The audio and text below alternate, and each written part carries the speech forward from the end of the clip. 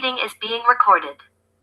Welcome to another episode of the Metal Queens podcast. I'm Steve Richards, and on today's episode, my guest is part of a project that doesn't just create music, it builds entire emotional worlds representing the orchestral progressive force Oikoumen. We're joined by vocalist and lyricist Laura Mazard with their new album Resilience, which is out now. Oikoumen dives deep into the human condition, blending cinematic orchestration with raw, unfiltered emotion, too. Their music doesn't just follow trends or boundaries, it speaks directly to what it means to feel, to struggle, and ultimately to endure. Laura, welcome to the Metal Queens podcast. Thank you for welcoming me. I mean, thank you for summarizing our album this way. Thank you. Oh, you're welcome. It's great to have you joining us from Paris. I want to talk about how you got involved in this band. You've been with the band, 7 years now, a French symphonic metal band. Have you always been into symphonic metal music? What's your background? Yes, well, to be honest, before this band, I had no bands. I was just singing for myself and not singing too much, to be honest. I really started singing for this project. So my background is zero. I have nothing in my back.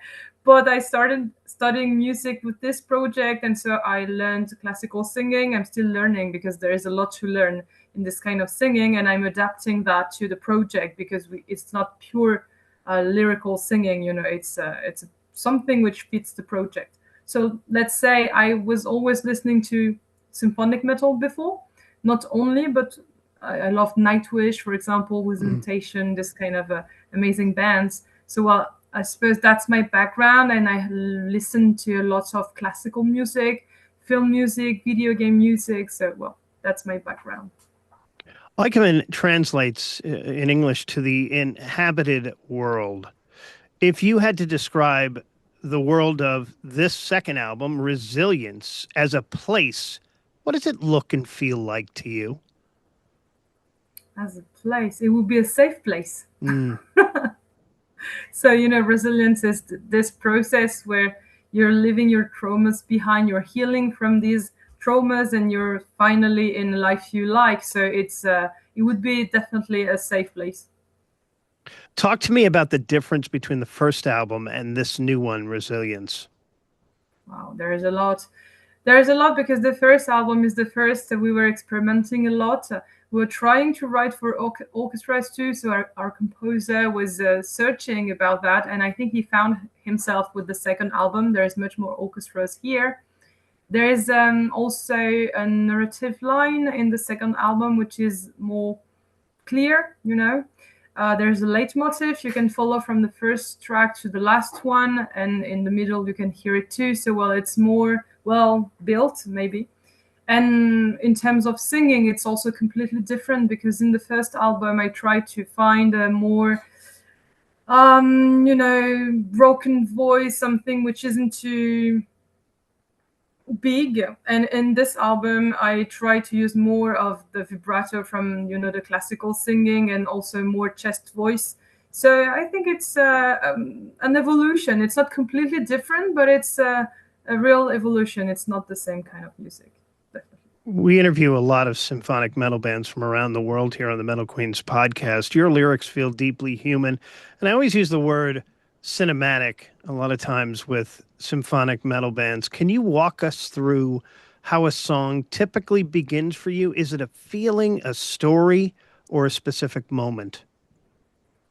Usually it's something to say. There's something I want to say, so I talk about that to the composer, which is Elive, and he writes the music for it. So for the first album, he was the one who first wrote music, and it was like, oh, it made me feel that way.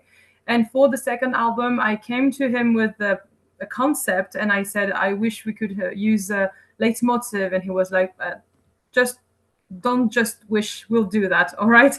And so, I wrote the lyrics. I wrote the story of the album. Then he wrote the songs in themselves. And so, that's how it happened.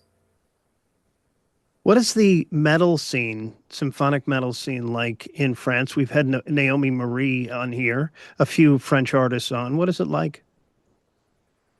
It's not the music of the country for sure, so Hmm. it's not so easy to be a metal band in France.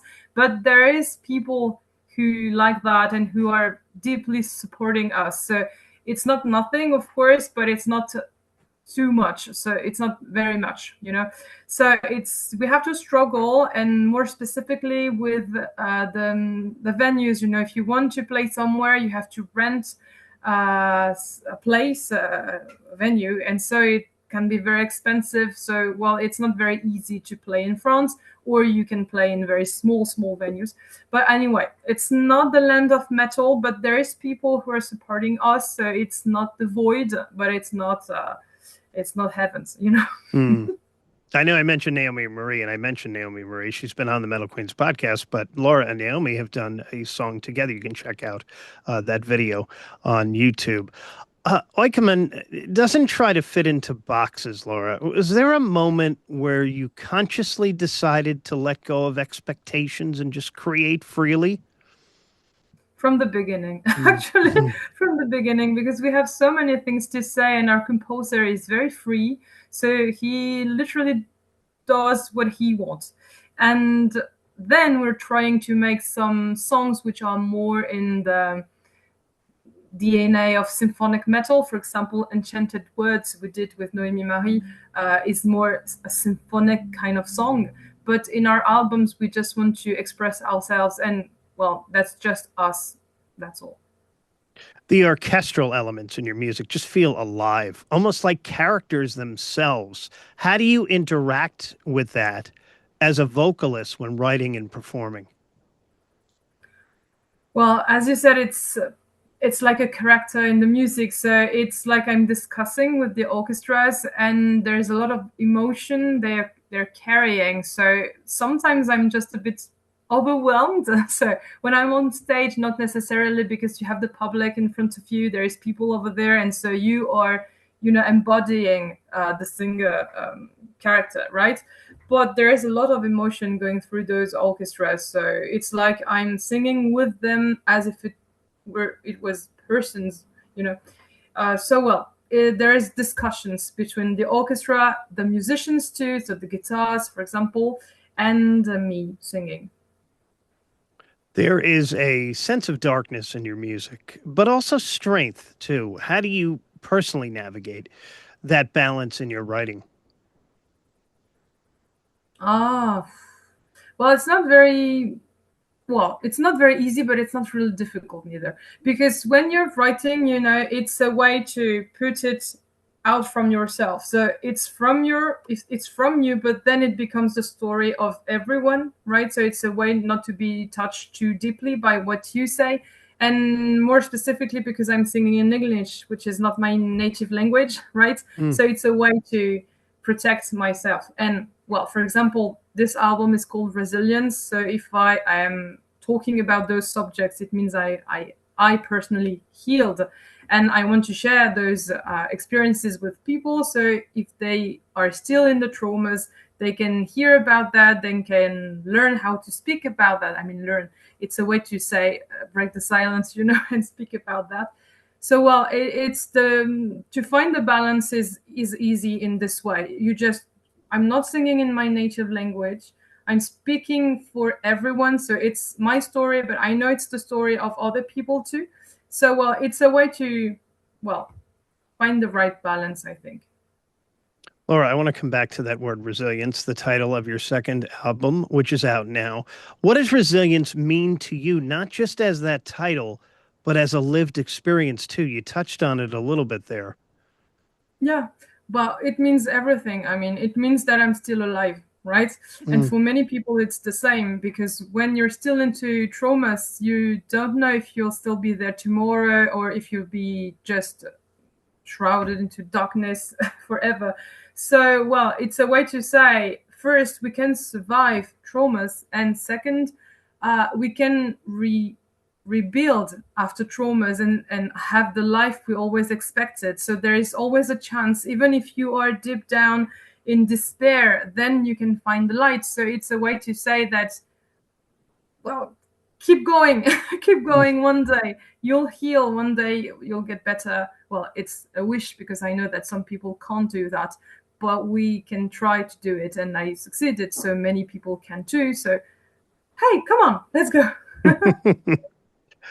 When someone listens to this band, maybe this second album for the first time in the dark, what do you hope they see and feel by the time they finish listening to the album?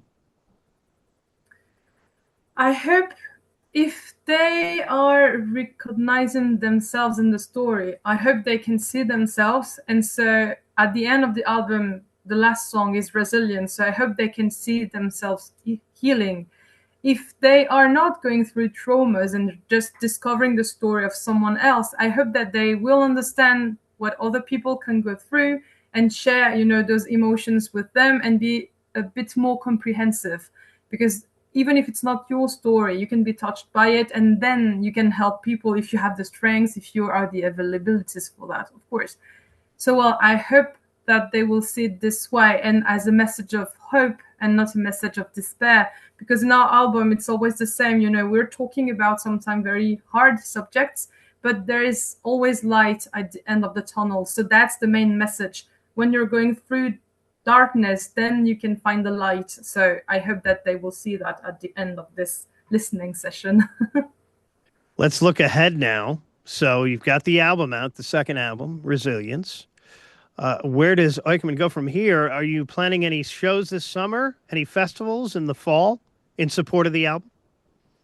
Festivals, I mean, it's our dream, but we have no responses from them. So maybe one day, maybe never, I don't know.